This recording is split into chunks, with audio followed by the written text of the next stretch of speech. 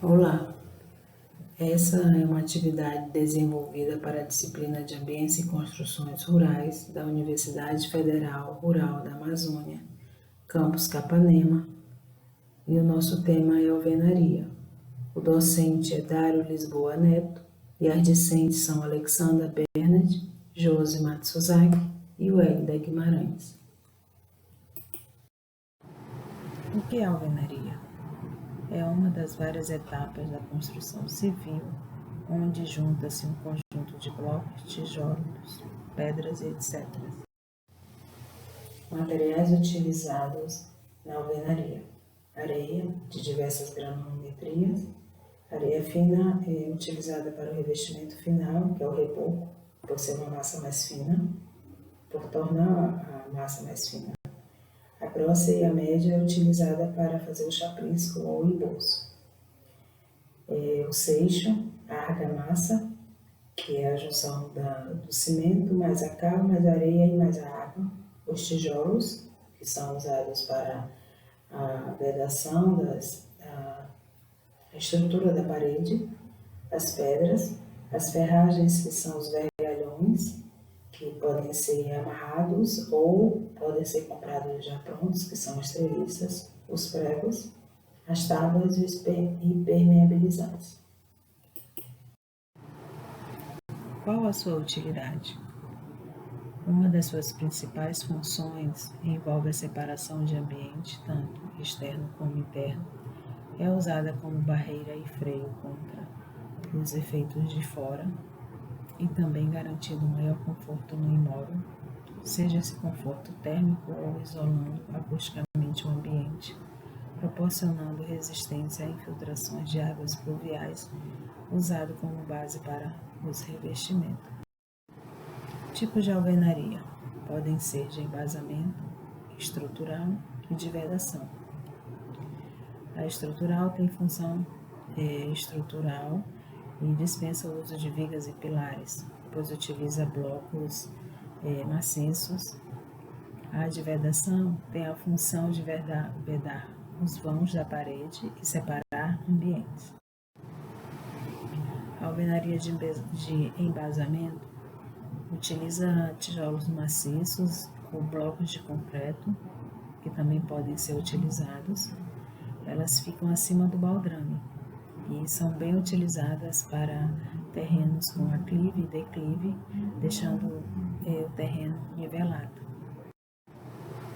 A alvenaria estrutural, nesse tipo de sistema construtivo, ela também é chamada de autoportante e suas paredes sustentam o peso de toda a casa.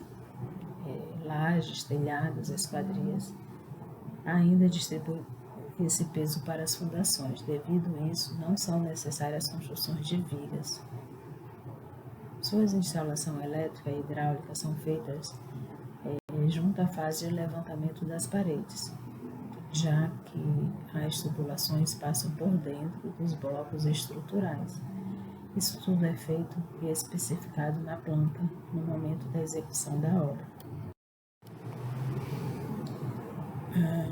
As argamassas de assentamento dessa alvenaria estrutural, ela é o elo de ligação entre as unidades de alvenaria.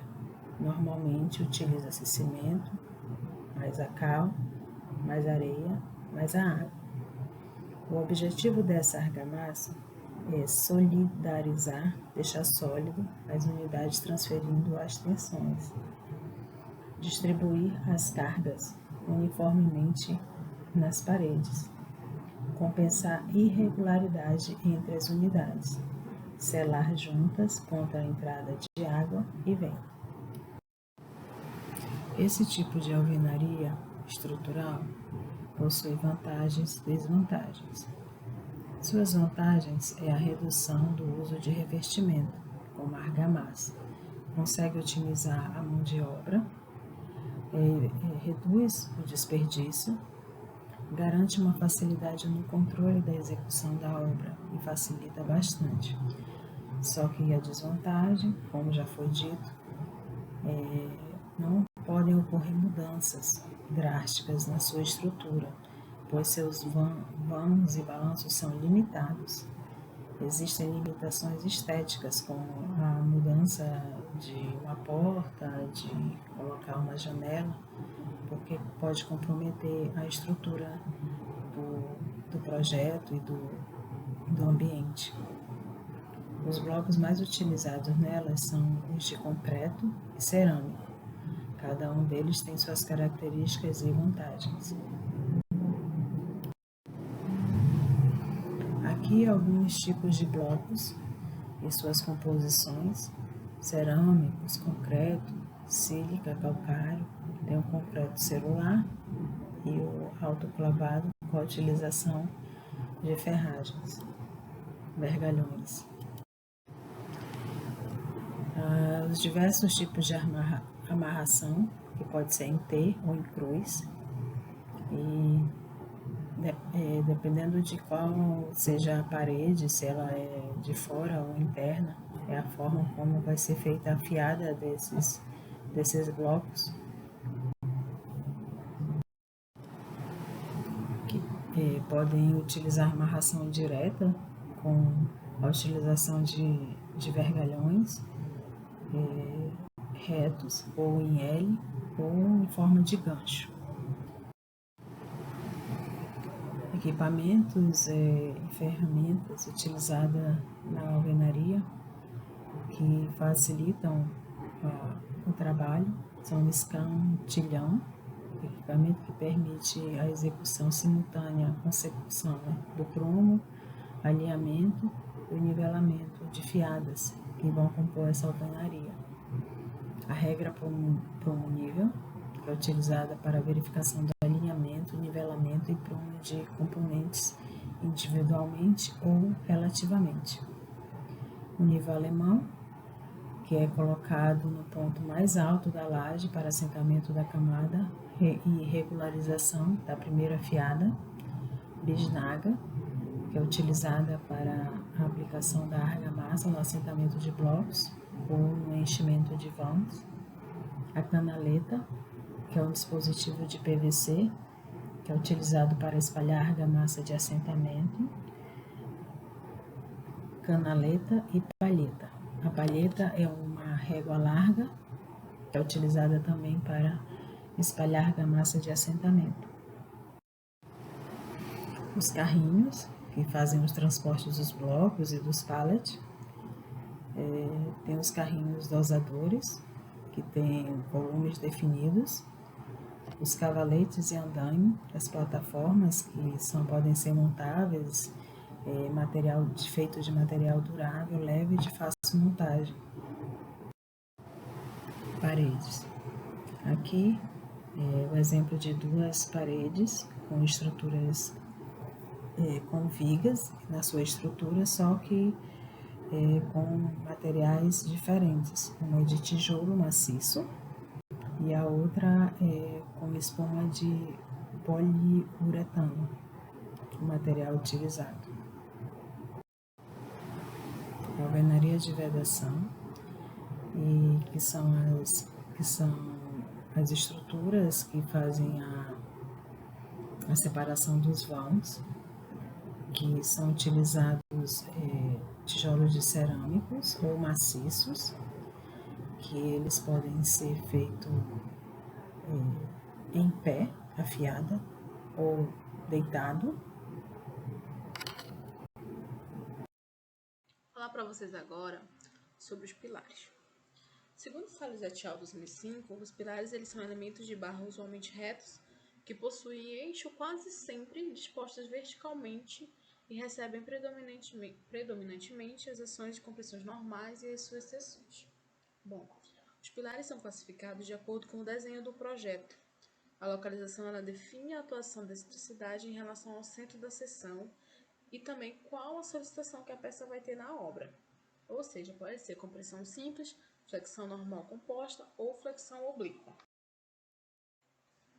Aqui nós temos os tipos de pilares, que são eles: centrais ou intermediários, laterais ou de extremidade e pilares de canto. O que são os centrais ou intermediários? São aqueles que se localizam na parte interna do edifício, Eles recebem, na maioria dos casos, apenas as cargas verticais. Os laterais ou de extremidade são aqueles que ficam nas bordas ou nas laterais. E nesse exemplo que a gente mostra para vocês, os pilares eles interrompem as vigas. Então, a flexão composta ela é considerada de maneira ampla. Os pilares de canto eles estão posicionados na aresta ou no canto dos edifícios. Eles também podem ser considerados como pilares laterais em duas direções. Os tipos de pilares. Vou falar para vocês primeiro do concreto armado, né? Então, os pilares de concreto armado eles são compostos pelo concreto simples, pelas armaduras longitudinais e pelos estribos, conforme a gente pode ver na imagem ao lado. A NBR 14.931 de 2003, ela diz que a construção de pilares em concreto armado envolve a execução do sistema de formas na forma e na posição em que precisam ser moldados. O preparo e montagem das armaduras que são posicionadas e fixadas no interior das formas, a concretagem dos pilares, a cura adequada do concreto e, por fim, a retirada das formas e dos escoramentos. Pilar de concreto redondo, né? Esse pilar é quando a forma ela é preparada nesse formato. Ela pode ser preenchida no diâmetro projetado e de acordo com a necessidade estrutural da edificação, né? Tudo previamente calculado pelo responsável do projeto, ou seja, se for necessário ela ser mais larga, ela vai ser mais larga. Se for necessário ser mais estreita, ela vai ser mais estreita. Os pilares em aço, né, são usualmente em perfis na letra I. Podem ser laminados ou soldados, perfis caixão soldados e perfis tubulares, ou seções compostas associando dois ou mais perfis. E agora nós vamos falar sobre as vigas, quais são os tipos e as características, né?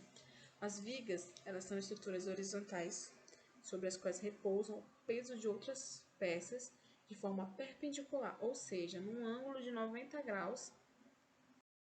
O primeiro exemplo de viga é a convencional ou normal, que é esse formato T conforme a imagem, a invertida, que é o contrário da normal, a semi-invertida e a viga suspensa. Nós temos a viga de baldrame. O que é uma viga de baldrame? Bom, ela possui fundações rasas de apoio, que é usada para conectar sapatas isoladas e distribuir melhor o peso, ou seja, abaixo do nível do solo, e é uma viga que sustenta as paredes ao nível das fundações. Nós temos também a viga de respaldo, ou cinta de amarração, como muita gente conhece. Ela é situada na última fiada da alvenaria, ou seja, no encontro com a laje. Vou falar agora para vocês um pouco sobre laje. A laje ela é um elemento estrutural, ela é responsável por transmitir as ações do peso de pressão para as vigas e das vigas para os pilares, né?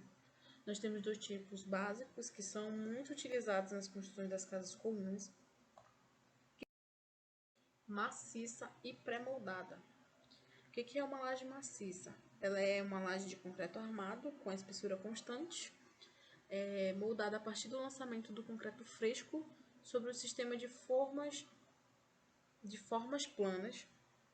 O tipo de laje maciça ele se refere mais ao tipo de vínculo da laje com as vigas, que podem ser apoiadas em todas as direções ou apoiadas em duas direções. A laje pré-moldada ou treliçada ela é uma laje de concreto reforçada.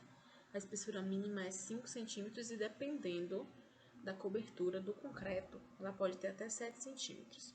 Ela é pré-fabricada, com elementos pré-moldados sob as condições ideais, e ela possui resistência de rigidez torsional, ou seja, treliça, o que for necessário para conferir a rigidez quando ela for instalada. Então, agora vamos para a parte do contrapiso. O que é o contrapiso? É uma estrutura, né, uma camada intermediária de argamassa ou concreto entre a estrutura de uma edificação e o revestimento do piso ou acabamento. Ela tem como função regularizar o solo ou a laje onde ela vai ser utilizada, né? Depende para qual ambiente. Regularizar, né, esse concreto para que receba um acabamento ou revestimento que a pessoa deseja.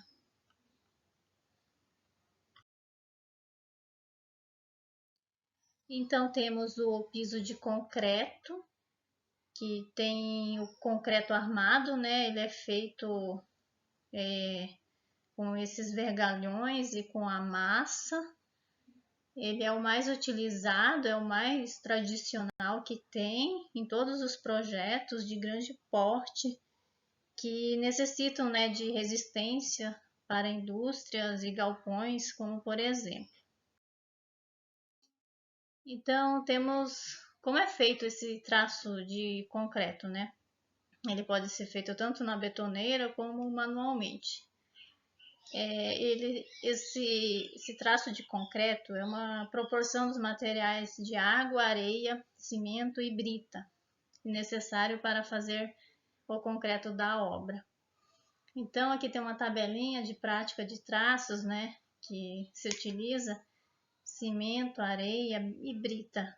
Bloco de fundação, tipo um exemplo, a sapata, você utiliza 1 de cimento para 2,5 de areia e 4 de brita, a medida, né? Para um baldrame, pilares, vigas, cinta ou laje, se utiliza para fazer um traço mais forte, usa 1 de cimento, 2 de areia e 3 de brita. E para um piso com tráfego de veículos leves ou pessoas, se utiliza de proporção 1 de cimento, 2,5 areia e 3,5 de brita. E piso de concreto magro, base preparatória, exemplo, um piso base para receber contrapiso de cimento e areia. Você pode utilizar 1 de cimento, 4 de areia e 6 de brita.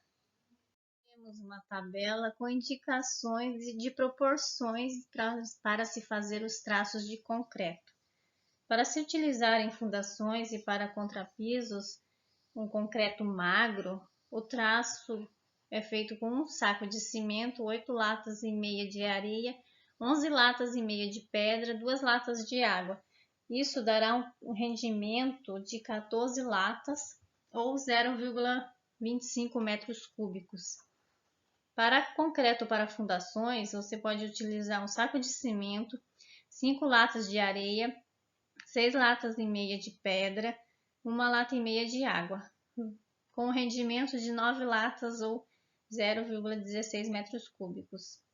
Para concreto para pisos, você utiliza 1 saco de cimento ou 4 latas de areia, 6 latas de pedra e 1 lata e meia de água, com rendimento de 8 latas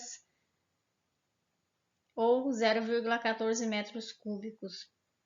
E concreto para pilares, vigas, vergas, lajes e produção de pré-moldados em geral, você utiliza 1 saco de cimento, 4 latas de areia, 5 latas e meia de pedra, 1 lata e 1/4 de água, com rendimento de 8 latas ou 0,14 metros cúbicos.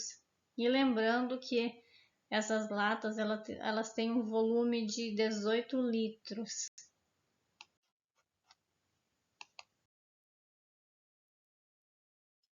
Aqui é uma imagem que mostra como se fazer o procedimento de traçar a massa de concreto. Primeiramente, né, você vai espalhar areia formando uma camada de uns 15 centímetros.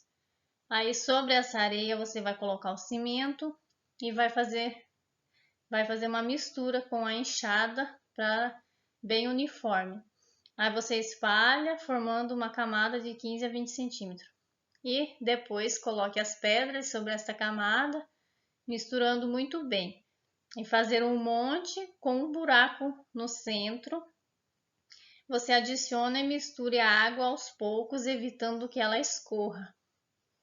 As etapas da mistura do concreto em betoneira. Primeiramente você coloca a brita na betoneira e em seguida adicione metade da água e misture por 1 minuto. Põe o cimento e por último você coloca a areia e o resto da água. E deixe a betoneira girar mais 3 minutos antes de usar o concreto. Algumas recomendações, como deixar a betoneira sempre limpa antes de usar. Os materiais devem ser colocados com a betoneira ligada, girando no menor espaço de tempo possível. O cálculo para saber quantos tijolos para cobrir 1 metro quadrado. Para chegar ao resultado, você deve fazer o seguinte cálculo. Você tem 1 metro quadrado e divide pelo tamanho, pela espessura do tijolo. Nesse caso, esse tijolo ele tem 0,0252. Fazendo essa conta, você tem aproximadamente 39 tijolos de 6 furos para cobrir uma área de 1 metro quadrado. Em construções, nós temos as patologias, que são problemas que acontecem devido a alguma falha no momento da execução da obra. Temos as trincas e fissuras, como estamos vendo na imagem.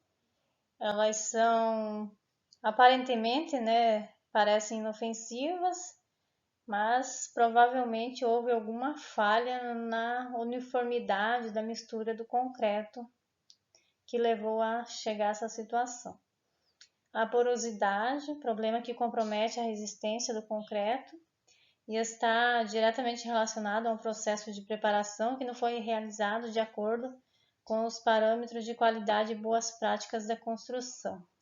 A carbonatação, que é a corrosão de estruturas metálicas, também chamadas de armaduras de concreto. Temos também a infiltração, possivelmente um dos piores vilões da construção civil. A infiltração consiste em estragos causados por água e umidade em excesso, como vemos na imagem. E rachaduras, mais graves que as fissuras e trincas, e as rachaduras são facilmente identificadas uma vez que ultrapassam o diâmetro de 1 milímetro.